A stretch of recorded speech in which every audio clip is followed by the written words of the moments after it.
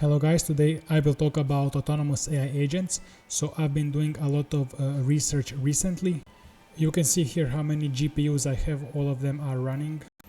And my fully automated agents here that are controlling all of the GPUs, running all of the experiments. I've been posting so much about it on my X and social media and school community. One important thing when doing research is you're not going to start with a hypothesis. Instead, you need to just try doing a bunch of experiments and then see which are very bad and which are promising. So there is this challenge by OpenAI. It's in pre-training this LLM as quickly as possible. And let's say this trains for 1 hour. And they're going to be hiring people, by the way, based on this. So if this trains for 1 hour, you're going to maybe want to do some experiments for 5 to 10 minutes just to eliminate ones that are very bad. And then ones that are around or a bit worse, they may overtake later the best ones. So eliminate very bad in quick experiments and then expand later. And you can automate all of this with AI agents. So you just go ahead and tell your AI agents, your AI terminal, to design experiments.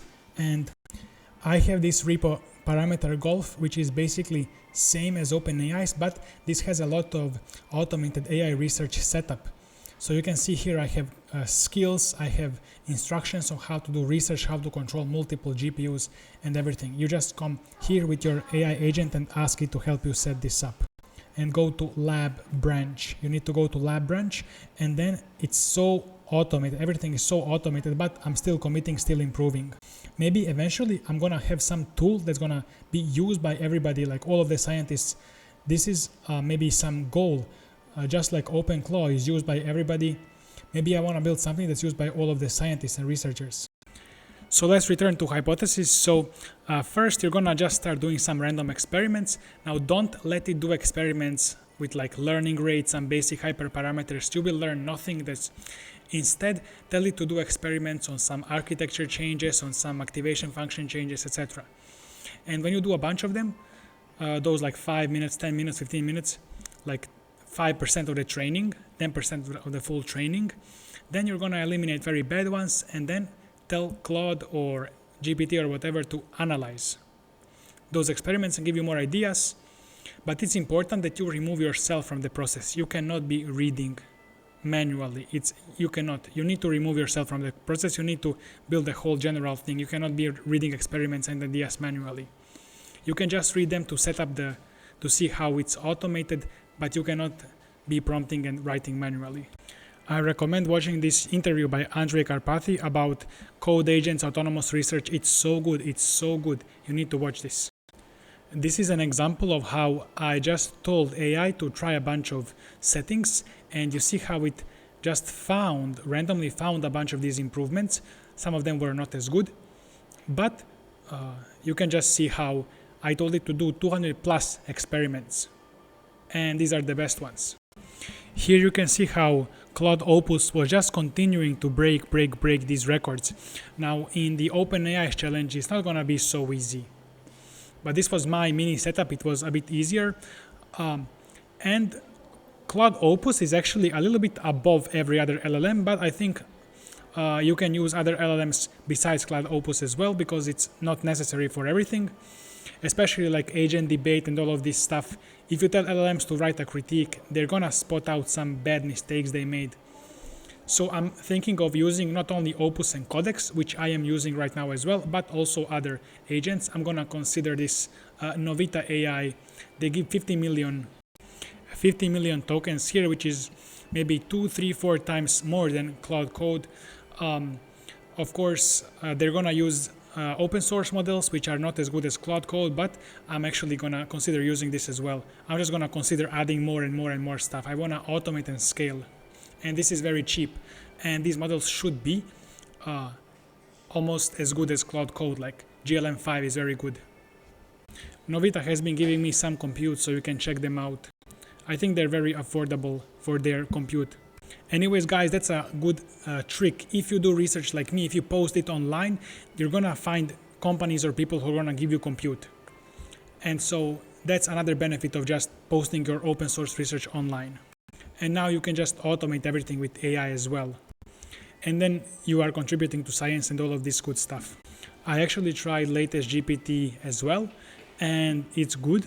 I like it. You need to be more precise with your instructions than Claude Opus. Opus can work if it's a bit less precise, so you get more of GPT as well. So it's almost as good as Opus, you get more of it. It's faster, I think, so consider that. By the way, link to all of these posts, the school community, is below the video where you can engage with us for just $9 or $49 per month. These are Muon variants that I was testing, I created. So I'm gonna be making posts on my X profile, and I'm gonna be making a few posts a day saying these are the 50 experiments I did, these 30 completely failed, but these 20 are nearby baseline. Maybe they can beat baseline, or maybe they are working better than baseline in this early training. And we have yet to see for longer training how they work. We need to understand why they are approaching the baseline or beating the baseline while the others are not. And usually keep in mind what will happen is you're gonna do a lot of experiments, and some of them will surpass baseline in the beginning, but baseline will always prove to be tough to surpass as there is more training towards the end. So even if your experiments surpass baseline early, they might actually fall off a little bit below baseline later. But that's science. We're trying to automate all of that, so that's not an issue. So setting up multiple GPU clusters is really important, multiple GPUs. Of course, you can start with just one, but guys, I really recommend you start using money as a tool. People are so scared of spending money renting GPUs. First of all, you need to see how much you're losing by not improving your skill. Right now, I'm renting GPUs with my money. I'm then using those GPUs to maybe make some YouTube videos, get some ad revenue, and buy more GPUs. So money is just skill issue. So you need to use money as a tool. You must not be afraid to rent GPUs with your money. And then you can get some free GPUs, some sponsorships if you get more views, etc. And the way I do this is I just set up some agents. I tell them, here is the bash commands to connect to GPUs. You can use them, set up some skills for easy connections. Then I just talk to Claude, talk to AI agent GPT to figure out how to create some skills for them to easily use these GPUs to connect to different clusters, etc. You just talk to them. Another thing is I had this kind of tweet or idea, is most research useless?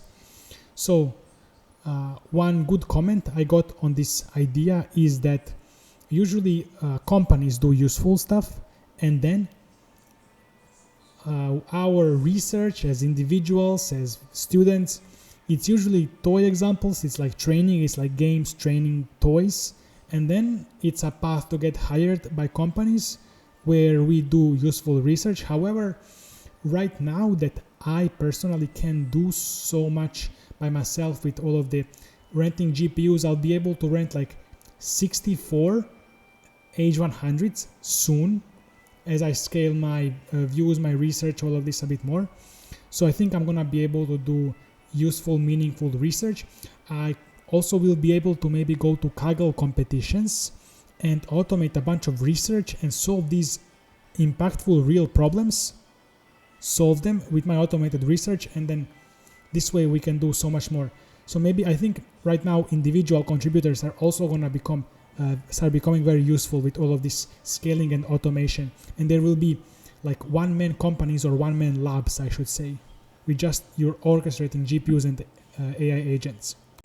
Actually, in Shenzhen, in this city, government of some area, so it's inner government of Shenzhen, is giving a lot of like investment and funding for people for like one-man companies. People who are using OpenClaw. Now the condition is that you part of what you do needs to be applied into the city's economy, something like that. I'm not sure, but it's just a big push for one-man companies, one-man research labs, etc.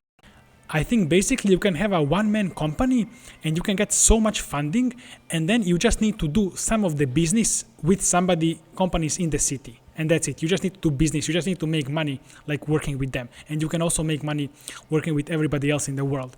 So that's such a good way. I think technology is just progress of technology that's creating more stuff out of thin air. It's making the pie bigger. So now it's just easier to start a company, make money, and all of this.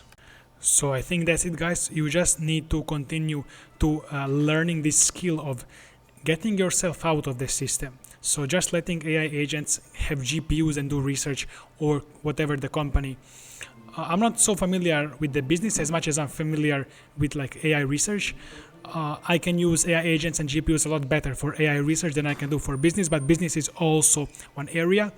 And so you just need to learn this skill of scaling, setting everything autonomously, and letting it just run. So I think that's it for this video. Check out links below to school and to Novita, and see you in the next video.